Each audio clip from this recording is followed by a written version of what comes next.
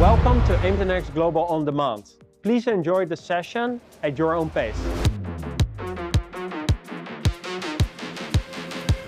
Today we have with us Mr. Harish Lade and Mr. Ashish Shetri, the executives from Asian Paints, India's largest and Asia's third largest paints corporation. So let's start off with an introduction. Harish, will start with you. Thanks, Parul, for having us here. Harish Lade, I am Vice President of Supply Chain at Asian Paints. Been working with Asian Paints for the past 26 years. I'm responsible for the integrated supply chain at Asian Paints, which spans from sourcing, value creation, material procurement, manufacturing, and logistics. I'm really excited about, continue to remain excited about how technology can help supply chains bring possibilities to Asian Paints and Asian Paints to possibilities. Great. Thanks, Harish. Ashish? Yeah, thanks, Parul, for having us here today. I'm Ashish Shetri. I'm the Vice President IT in Asian Paints, looking and managing the entire IT of the global organization for Asian Paints. Really looking at a lot of digital transformation initiatives that we have been taking as an organization, right? And that's been my focus area in the last 2 years. Awesome. Thank you, Ashish. So whenever we talk about Asian Paints, the first thing that comes to everyone's mind is the color and making living spaces beautiful.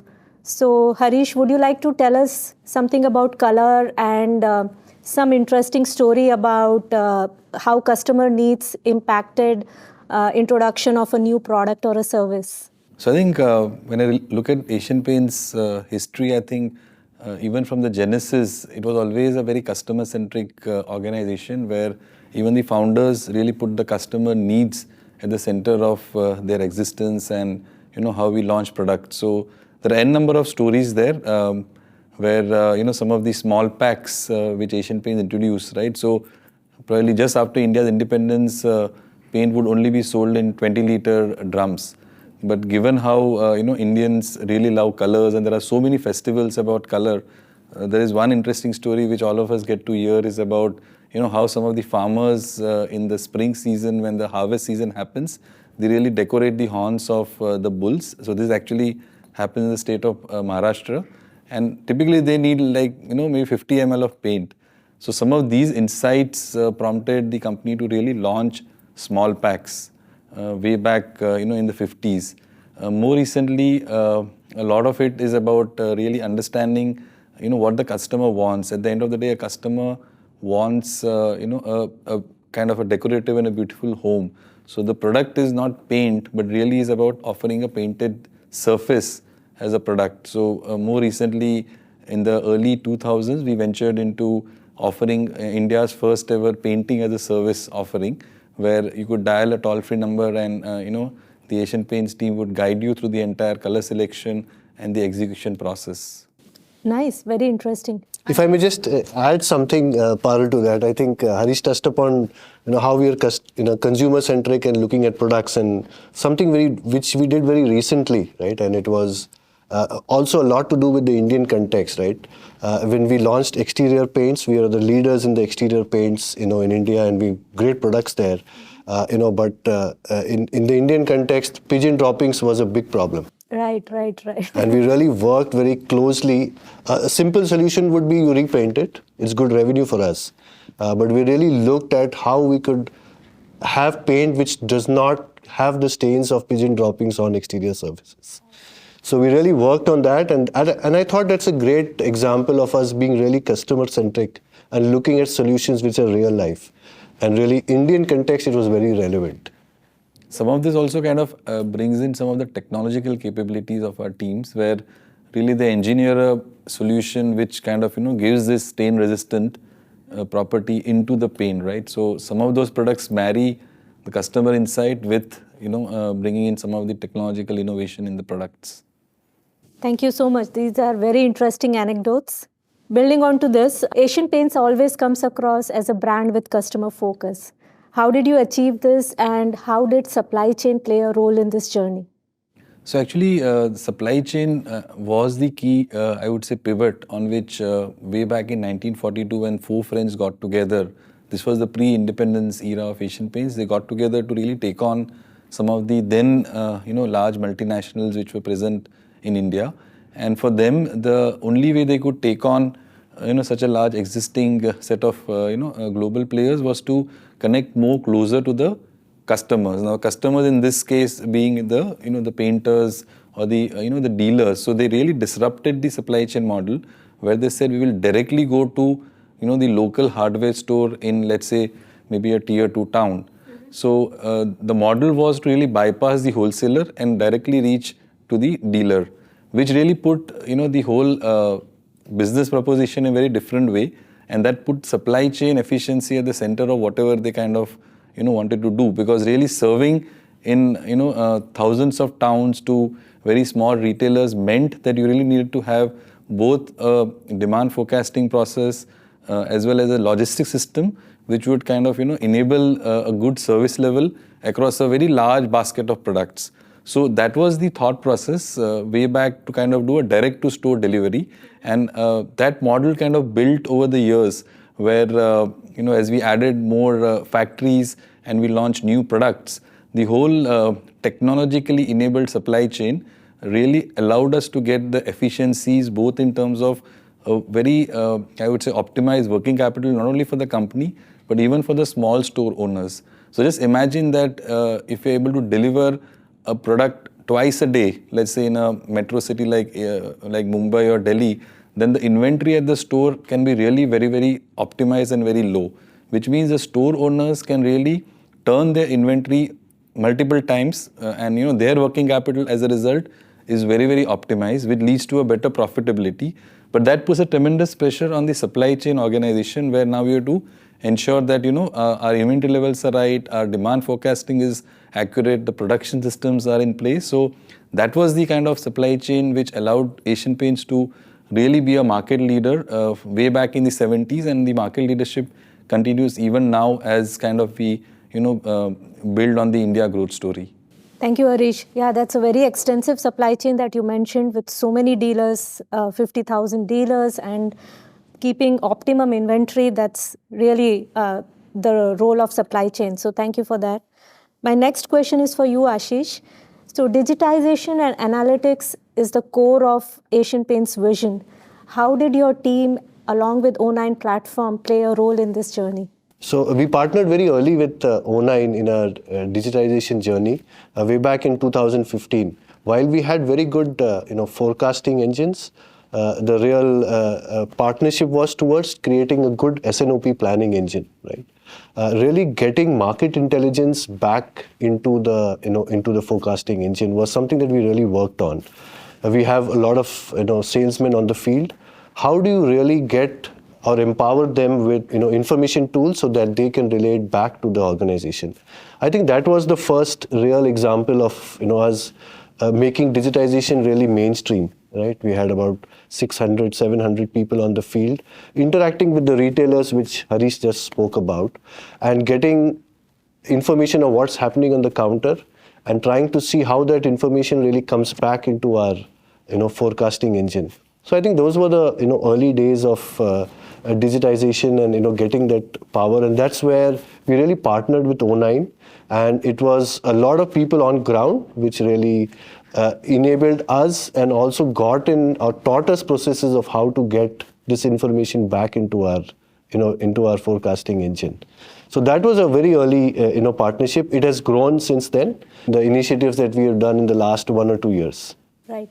Yeah, as Mr. Ashish mentioned, the journey started back in 2015 and we are still continuing reaping those benefits. Thank you, Ashish, for the same.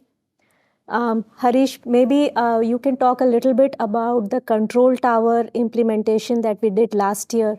Were there any benefits that your team got from that implementation, and were there any benefits that were not there from the beginning but that came as a surprise to you? So I think, as I mentioned, Asian Paints has a strong legacy of very strong information visibility transaction systems as well as planning systems. But as Ashish mentioned, the whole game to really write the India growth story was to really launch a variety of new products and really getting the performance of those products on the field, right? So our sales team got enabled with the O9 SNOP process. As a result, what was also required was that, hey, I'm getting more frequent updates between my planning systems. So how does the supply chain system then really make use of information to really tweak the execution on a probably, a daily basis? So one of the metric which we set is that really we want to cause a very differentiated service. Yeah, we were doing good in terms of our overall service level, but we said, okay, can we really up the benchmark and say we want to really accomplish a full visibility for our supply chain teams and achieve, let's say, a 95% same day order fill rate. So that was the benchmark which we wanted to kind of attempt. And in that, having a complete visibility, a control tower for the logistics team was one of the key gaps which was identified. Because otherwise the team was probably spending a lot of time in, finding manually or referring to the emails to find out any stockouts which are happening. And yeah, the next planning cycle would correct, but that would probably happen after 10 days. So we said we needed an engine which would enable our logistics team to be very responsive. So there we conceptualize this whole control tower. We actually call it the logistics workbench. It's almost like a daily workbench for all the logistics team members, where as soon as they report at 9 o'clock in the office, they get to see a complete picture of what all exceptions have occurred through the previous day and what all are the critical decisions they need to take, either in terms of priority shipping or really moving certain inventory of any of those kind of the usual logistics decisions. All of that are kind of surfaced through the workbench. And this came actually at the right time, because we conceptualized this in 2019, worked with O9 and created the entire blueprint. In fact, the first phase of it launched just when the pandemic was around the corner, right? So really in a time when there was so much uncertainty, the forecasting processes probably didn't give us all the right answers because there was so much variability. Having the workbench along with the SNOP and the visibility of what's happening in the market allowed the team to be very, very responsive.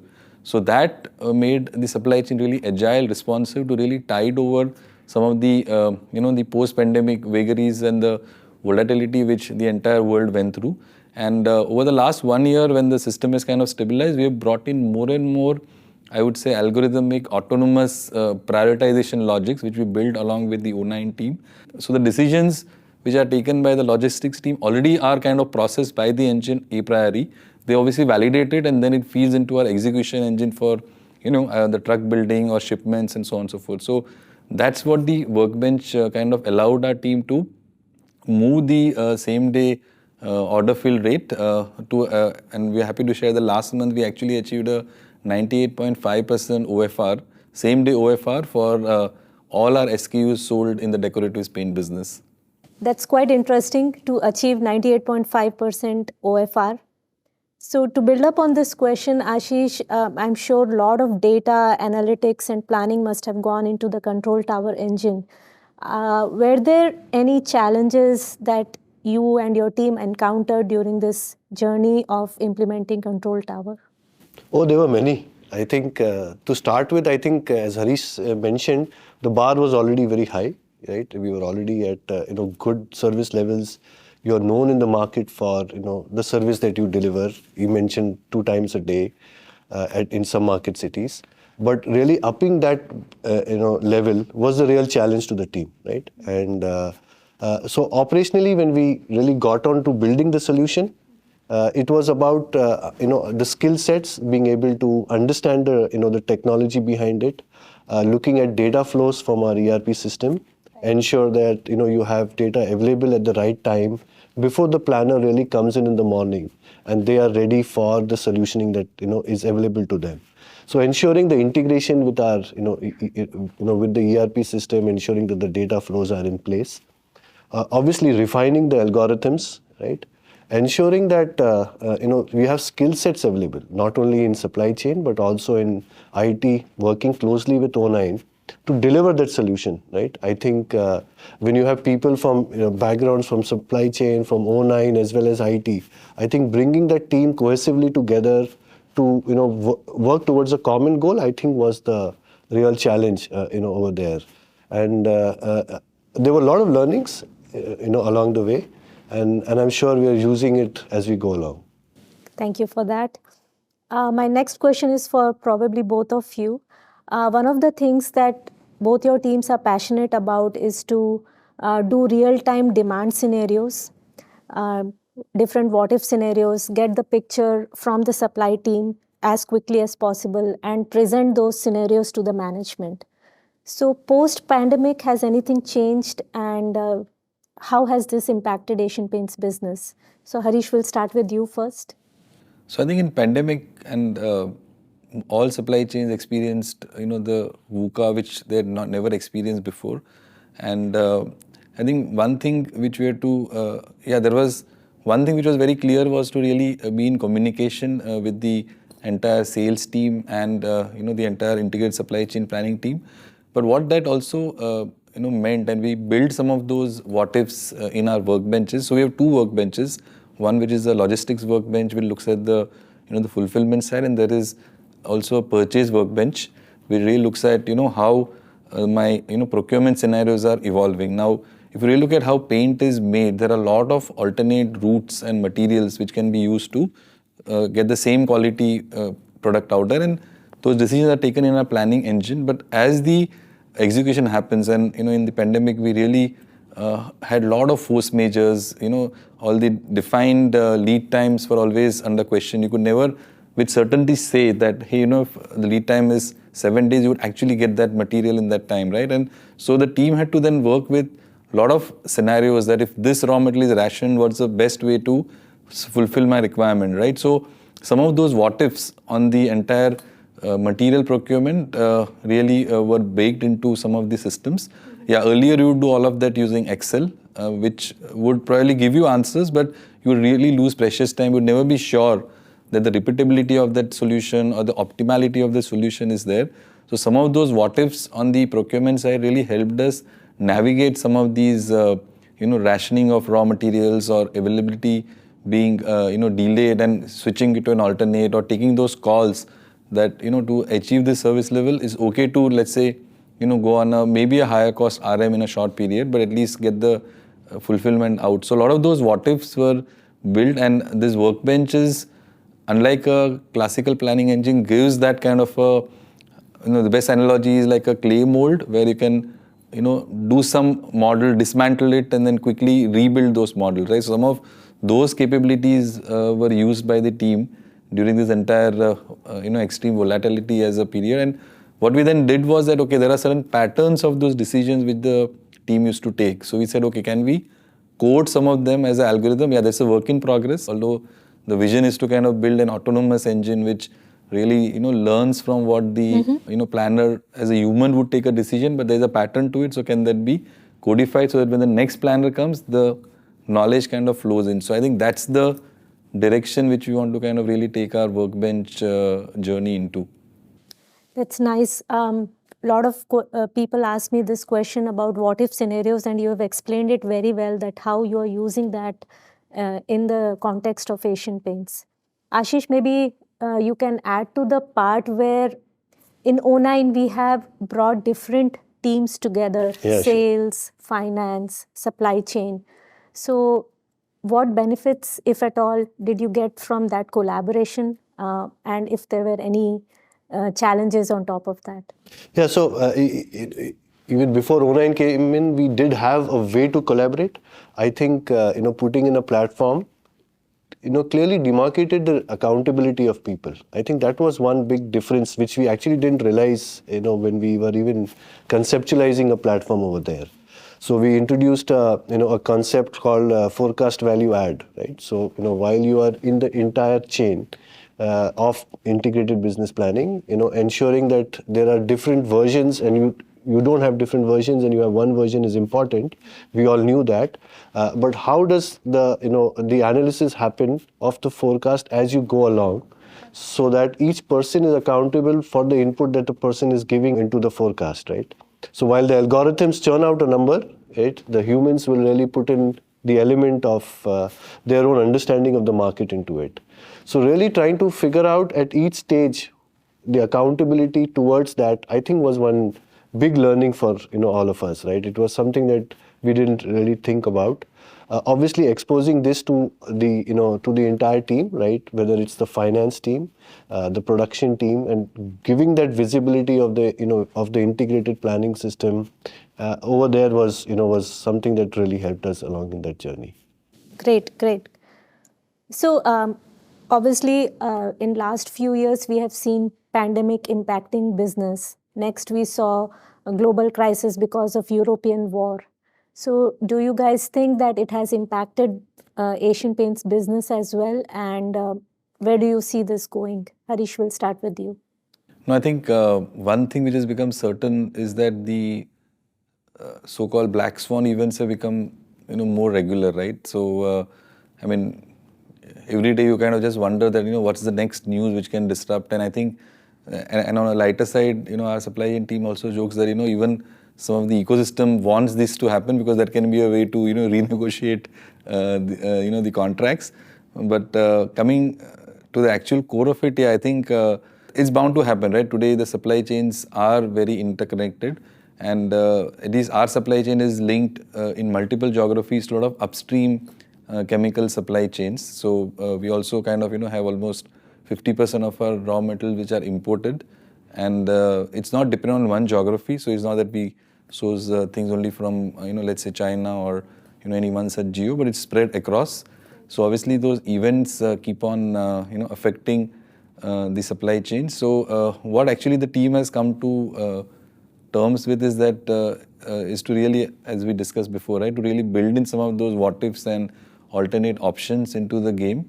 It also has built in terms of how is more and more important to have a tier 2 and a tier 3 visibility to your supply chain. So it's not only okay to model the variability happening with the immediate vendor, but what happens in their upstream supply chains. And a lot of times we actually go into, let's say, paint requires a lot of naturally sourced minerals. So we actually go and map up to the source of some of those mines and what happens in those disruptions.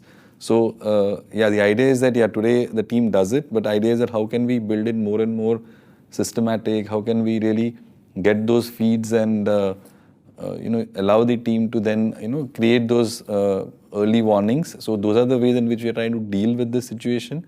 But yeah, definitely the disruptions have impacted. But the idea is to see how the usual responses were there, right? Increase inventory, have alternate vendors, map upward tiering of the upward supply chains of the vendors. All those are the tools which are there at the disposal to kind of really handle this situation.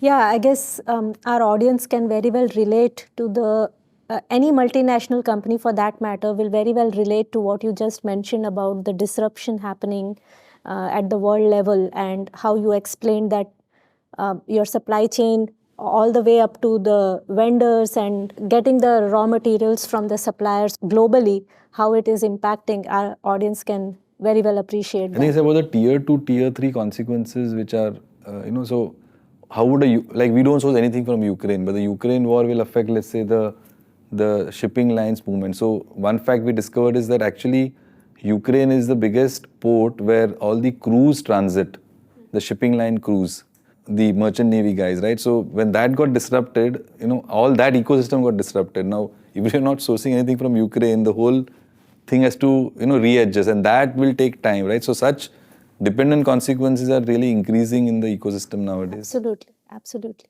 If I may add, Parul, Absolutely. talked about the pandemic, right? And what did people do during the pandemic, right? Spend much more time at home, right? And while we've been talking about paints, Asian Paints is really transforming from a paints-only company to a decor organization, right? And that only put us a lot of impetus into our decor foray, right? So when you're at home, you're spending much more time at home, and you need a much more enriching space to work in, right? And that's an area that as an organization we were on a journey. I think that's only got accelerated in the last 1 or 2 years, right? So that's a different way of looking at the pandemic, right? And people spending more time at home, we may go back to our ways of working, but I think that was a big shift and a great opportunity for Asian Paints to get into the decor segment. Yeah, that's a very interesting perspective you added to this. So, Harish talked about the disruptions and you're talking about the opportunities. So yeah, it's both pluses and minuses. My next question is for you, Ashish. Asian Paints recently had a tremendous growth with safe painting service. What gave you that idea and what contributed to its success?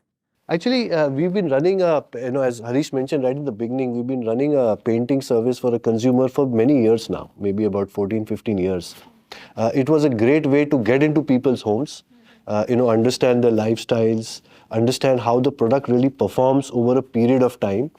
Great input to get, customer complaints if at all they happen, and, trying to see how the paint is performing in different conditions. But we were limited to a certain number of cities, and we ran it for 10, 12 years. Uh, uh, did not scale it up a large way, right? But really gave us as an input to get insights from the consumer. When we were really confident about this, and pandemic was another trigger where people spending more time at home, and they were really bothered about painters coming into the house for doing painting, right? So that's where the safe painting came into being. The other thing we did was that we moved it and we gave that opportunities to our retailers and equipped them, trained them so that they can offer the service under our guidance. So it's not only about the paint, but also the process and the assurance the consumer gets when the painters enter into your house, and they are assured of safety and hygiene, but also about the working conditions of the painters, right? So that's when we really scaled it up, and that's been the reason for the great acceleration that we've had. So I would say great amount of work done in the last 12 to 15 years in understanding the consumer, and the process behind it, and then scaling it up in the last 2 years. So that's the real reason why our safe painting service has really reached where it is in the last 2 years. In your recent annual report, you mentioned about incorporating ESG into business planning and analytics. So, how do you plan to achieve that, Harish? So actually, sustainability has been part of our journey for more than a few decades, given the nature of the industry which we are in. However, what is now shifting is really to interweave our ESG into our business outcomes in a very strong way. So there is a structured program in which we are driving at least 4 key pillars. One is the entire thing on product stewardship, which is about really bringing in sustainable products into the ecosystem. The second one is to really improve some of the processes. How do you really make the processes more efficient? And when I say processes, more about the manufacturing processes in terms of how do we really make those efficient. And the third thing is about really bringing in more sustainable raw materials into the system, and that has its own thing in terms of the CO2 equivalents and so on and so forth. The final pillar on sustainability is to really work with the ecosystems and the community. So there are these 4 pillars on which the ESG journey is now a formal program which has been launched, and there are multiple outcomes which have happened where we have now on an annual basis we recharge 285% of the fresh water which we consume in our paint is recharged back into the ground and the ecosystem. We have almost a 64% renewable energy which we use in all our manufacturing operations, and the goal is to go to 75% renewable energy by 2025. And we have seen almost an 18% reduction in the hazardous waste generation because paint as such is a hazardous industry in terms of the effluent, but really, so all our plants are zero discharge, but even in terms of some of the other solids, idea is to stop generation at source. So that has the implication in the way you plan, the way you do your sequencing on the shop floor, the way you kind of also engineer some of the products. So all our plants would have a zero liquid discharge kind of a setup, and would have a lot of wash water recycle schemes. So some of them now kind of are part and parcel of some of our planning systems as well. Nice. I mean, our audience would really appreciate, and especially about talking about carbon dioxide and the water leakage that you mentioned. People would appreciate that what steps Asian Paints are taking to reduce that. Thank you. My next question maybe is for both of you, and you can take that first, Harish, and then we can have Ashish add on to that. You've gone through O9 journey since 2015, and recently you went ahead with control tower implementation. So if you were to recommend other organizations to go on the similar transformation journey, what are some of the advice or some of the learnings that you would like to share with them before they embark on this journey? Harish, we'll start with you. So I think one thing which is very clear is that, what was the objective which you wanted to achieve from the outcome side is one thing which there is a strong alignment that really helps in shaping the direction in which, you want to take some of these, I would say, next level of planning and execution system. So that's one key thing which kind of worked for us, because we're very focused on, how we will use the, the platform to drive a business outcome, in our case of, really creating 95% same day service level. So I think that is for me the key message. Yeah, there are the other aspects about, how you run a project, etc. But for us, having the sharp outcome which is defined, and then, really aligning your people, process and technology to drive that is one big thing which we should keep in mind. Yeah, just to add to that, the outcome is paramount, but I think as a platform it's very open.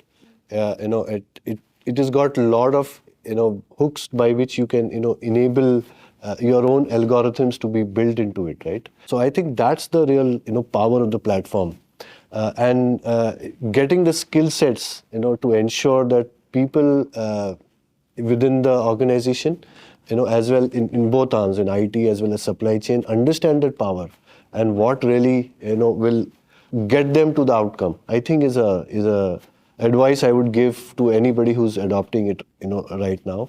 It's capable of a lot. How you shape it and how you really put it to use is something that everybody needs to decide for itself. Right. So outcomes, skill set, and a lot of other things, that's the key to the successful implementation. So yeah, at Asian Paints, what is one of the most exciting things that is happening nowadays? If you would like to share some anecdotes or anything that would interest our audience. So I think personally, I'm really excited about Asian Paints itself, kind of is in a continuous transformation journey. But the latest one where we are really moving from the business really transforming from looking at the the share of surface to share of space, which is really going from, let's say, the decor on the wall to the home decor. I think that's what all of us are really excited about, because it's really opening up a lot of different ways in which we will understand consumers and really also transform our entire retailing network. So that is something all of us are really looking forward to. It's a different business with a different customer understanding. So that's what is exciting for all of us. Yeah, sure. For me, to build on what Harish was saying, moving from a B2B to a B2C, right, and getting to work with end consumers, understanding their preferences, choices, inspiring consumers to make their dream home, right? I think that's something that very exciting to me personally. How do you integrate many other stakeholders to deliver that service? As Asian Paints, we can't do it ourselves. But you need the power of many, whether it's designers, whether it's suppliers, to deliver a home to an end consumer. So I think that's that's very exciting. The other thing is, as an organization, as a leadership, we've really set ourselves towards this goal, and the way we've been working and collaborating, unlike traditional siloed organizations, working as, I don't want to use the word matrix structures, but to really work in a collaborative environment where there's a lot of accountability. That's a significant shift we've been doing in a way of working, and set ourselves on very clear goals, as well as the values that really go behind it. So I think that's a significant shift, and that's really exciting for me. That's so nice. I mean, for me personally, and everybody who is listening to you, they can very well now understand that how Asian Paints is one of the most talked about companies within India as well as globally. So I would like to thank you, Harish and Ashish, for spending time with us today and telling us about the journey that you had along with O9. Thank you very much for your time. Thank you, Parul, for having us. Thank you, Parul, for having us.